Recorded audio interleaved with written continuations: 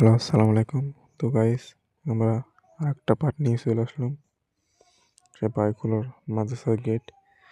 তো গেটটি ফ্রেম করতেছি এইমাত্র।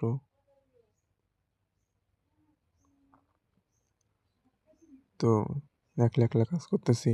তো আমরা কাজে আসছি আপনার 6 জন লোক কাজে আসছি, তার মধ্যে 4 জন হারিয়ে গেছে। তো বর্তমান 2 জন লোক কাজ করতেছি।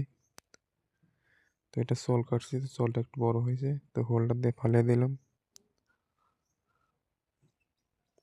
সলটাকে মিলতেছিল না।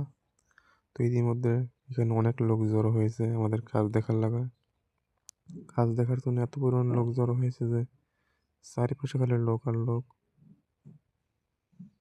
তো গেটটা সঠিকভাবে মাপ দিয়ে নিচ্ছি। অনেক বড় গেট। গেটটা যদি একটু কম বেশি হয়ে যায় তাহলে সমস্যা হবে, গেটে ঢুকবে না, প্লাস ভিতরে কবজার গ্যাপ কম হয়ে যাবে। এই জন্য আমরা গেট একরকমভাবে মাপ দিয়ে নিচ্ছি।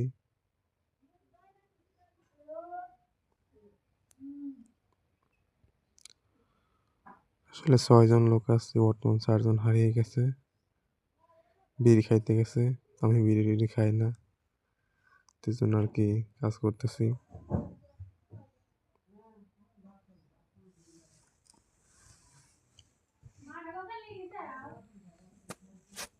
তো চেক দিলাম মাপটা ঠিক আছে নাকি, দেখুন নিচ মাপ দেখি মাপটা ঠিক আছে নাকি। তো এখন দেখি মাপ দেখবো, এখন দেখি একটা দাওনি আসছে। তাকে গ্রামের অঞ্চলে সাইডে কাজে গেলে পরে অনেক মানুষ অনেক কিছু দেয়, যে বাবা আমার এই জিনিসটা ঠিক করে দাও। তেন কি করবো, ঠিক করে দিলাম, দাওটা ঝালাই করে দিচ্ছি। তো গ্রাম অঞ্চলে কাজ আসলে পরে অনেকেই অনেক কিছু এরকম ভাবে দেয়, বাবা আমার এই জিনিসটা ভেঙে গেছে, একটু ঠিক করে দাও। তো এখানে দিতে বাধ্য। এখানে অনেক লোকজন আছে, না বললে পরেও কেমন যেন হয়।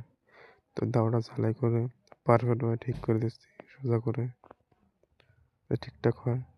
তো এখন আমরা গেটটা মাপ দিয়ে নেবো, ব্যবহার করে গেটের পালাটা মাপ দিয়ে দেখবো যে আমরা ফ্রেমটা বানালাম, সেই ফ্রেমটা একেবারে ঠিক আছে নাকি শিখতেছি। এখানে গেট ঢুকবে, তো গেটটা মাপ দিলাম, মাপ দিয়ে এখন দেখতেছি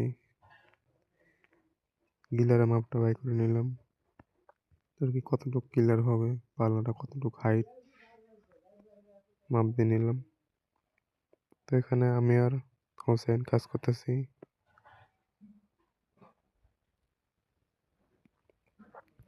হোসেনকে বললাম টেপটা ধরো, তো হাইটে মাপ দিয়ে নিলাম।